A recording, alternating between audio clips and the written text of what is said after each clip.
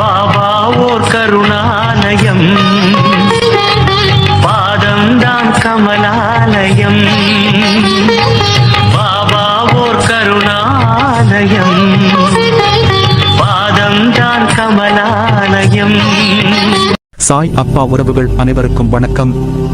சாய் அப்பா மேல நம்பிக்கை வைத்து அவரை நினைத்துக் கொண்டு இருக்கும் உங்கள் அனைவரின் வேண்டுதலையும் சாய் அப்பா நிறைவேற்றுவார். நல்லதையே நினைப்போம், நல்லதே நடக்கும் என்றும் சாய் அப்பாவின் அருள் உங்களுக்கு இருக்கும்.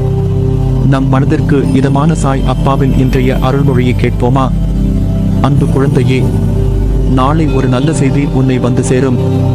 என்னை நினைத்து நீ வேண்டிய வேண்டுதல்கள் எல்லாம் பலிக்கப் போகிறது.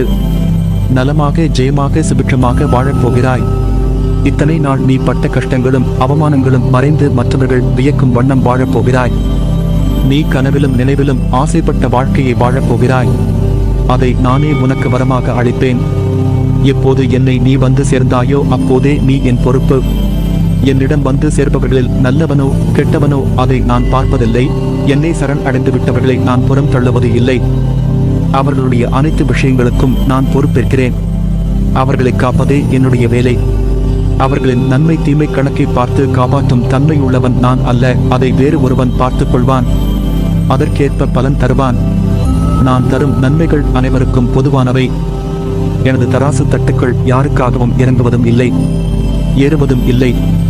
அதே போல என்னை 40 ஆண்டுகள் வணங்கியவனாக இருந்தாலும் சரி, 4 நாட்கள் வணங்கியவனாக இருந்தாலும் சரி, ஆத்மார்த்தமாக என்னை கூப்பிட்டால் உடனடியாக நான் பதில் கூறுகிறேன். அதை புரிந்து கொள்பவர்களும் இருக்கிறார்கள். நான் சொல்லும் விஷயத்தை புரிந்து கொள்ள முடியாத அளவு மயக்கத்தில் இருப்பவர்களும் இருக்கிறார்கள். உனக்கு ஒன்று தெரியுமா? இவ்வுலகில் மனிதன் தன்னை தானே தேற்றிக் கொள்ளத்தான் அதிகம் போராட வேண்டிய இருக்கிறது. பட்ட அவமானத்தில் இருந்து, ஏற்பட்ட தோல்விகளில் இருந்து வெளியே வர அதிகம் போராடுகிறார்கள். ஆனால் அவர்களுக்கு ஒன்று புரிவதில்லை.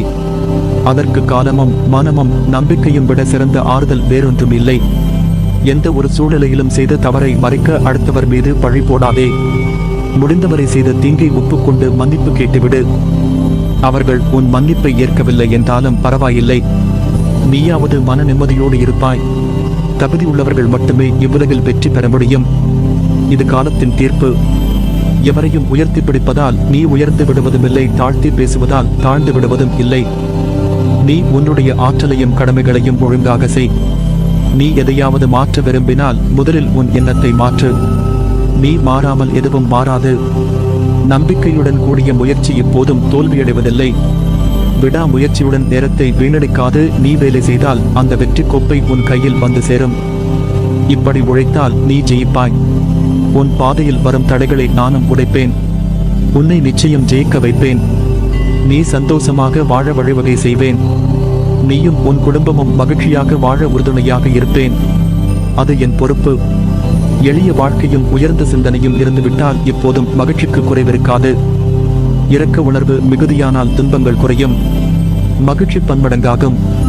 அது மட்டுமின்றி இரக்கம் ஒரு மனிதனின் ஆரோக்கியத்தை பலப்படுத்தும். அன்பு செலுத்தினால் மனிதன், இரக்கம் கொண்டால் புனிதன். அதனால் மற்றவர்கள் மீது இரக்கம் காட்டு. அதை விட்டுவிட்டு உன் வாழ்க்கையை நினைத்து கவலைப்பட்டு கொண்டிருக்கிறாய். உன் வாழ்க்கையை விட உனக்கு வரும் கஷ்டம் பெரியதா?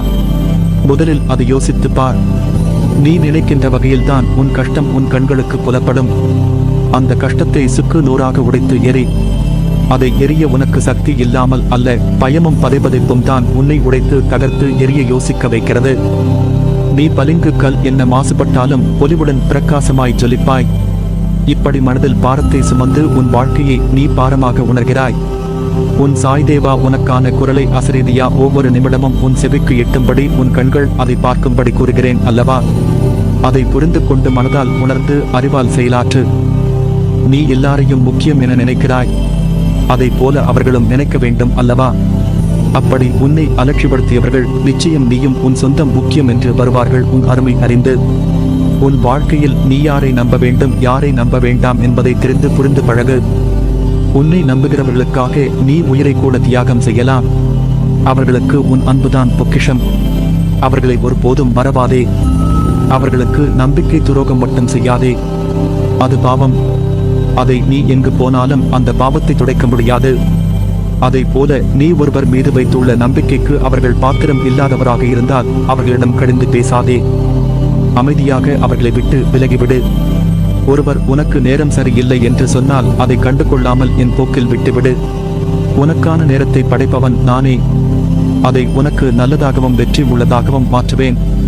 உன் வாழ்க்கையில் என் ஆசையுடன் கூடிய அருளும் உனக்கு கிட்டும். உன் அம்மாவாக அப்பாவாக நான் என்றும் துணை நிற்பேன். ஒருவர் கஷ்டத்தில் இருக்கும் போது கடவுளின் அனுக்கிரகம் கிடைப்பது பெரியது. அவர்கள் புண்ணியசாலிகள். அப்படிப்பட்ட புண்ணியசாலிதான் நீ. ஏனென்றால் கடவுளின் முழு அனுக்கிரகம் பார்வையும் உன் கஷ்டமான நேரத்திலும் உனக்கு கிடைக்கும். அது காற்று மூலமாகவும் நீர் புல் என எந்த வகையிலும் உனக்கு கடவுளின் பேரருள் கிடைக்கும். கஷ்டம் தரும் நிலைகளை எல்லாம் உடைத்து சுக்கு நூறாய் தகர்த்து எறிந்து உன்னை உனக்கே புதியதாய் தோன்ற வைப்பேன். புதிய வாழ்க்கையாய் புதிய புத்துணர்ச்சியுட ஒரு நல்ல எதிர்காலத்தை நீ பெறுவாய். கலங்காதே, நான் இருக்கிறேன் நிழலாக என்றும் உனக்காக. நீ செல்லும் இடமெல்லாம் உனக்கு துணை நிற்பேன். உனக்கான நல்ல வழியை நிச்சயமாக நான் உருவாக்குவேன். நீ நிம்மதியுடனும் சந்தோஷத்துடனும் வாழ்வாய். அதற்கு நான் பொறுப்பு. அப்பா, நான் எடுத்த காரியம் எல்லாம் தோல்வி. மீண்டும் ஒரு முறை முதலில் இருந்து ஆரம்பிக்க சொல்கிறீர்களே, சரியாக வருமா என்ன என்று யோசிக்கிறாய் தானே? நேற்று என்பது முடிந்து போன ஒன்று. இன்று உன் அருகில் நான் இருக்கும் போது தோல்வி உன்னை ஆண்டிவிடுமா? உன்னை கண்டு சிரித்தவர்கள் முன்னால் நீ கொடி கட்டி பறக்கப் போகிறாய். பணம், வீடு, நிலம், வாகனம் என்று அவர்கள் முன்னால் உயர்ந்து நிற்கப் போகிறாய். இனி நான் கூறும் வார்த்தைகள் வெறும் வார்த்தைகள் அல்ல, உனக்கான என் தெய்வ வாக்கு. இதை மறந்தும் மீறிவிடாதே. உன்னை நிச்சயம் நல்வழிப்படுத்துவேன். உனக்கான வழிகள் எல்லாம் வெற்றியாயிருக்கும். அதற்கு நான் பொறுப்பு. நீ மகிழ்ச்சியுடன் உன் வாழ்க்கையை வாழ்வாய். அதனால்தான் என் வார்த்தைகள் உதிர்வது உன் செவிக்கும் மனதிற்கும் மூளைக்கும் எட்டுகிறது. நீ என் பரிபூரண அருளும் ஆசிர்வாதமும் அன்பும் பெற்ற என் பிள்ளை.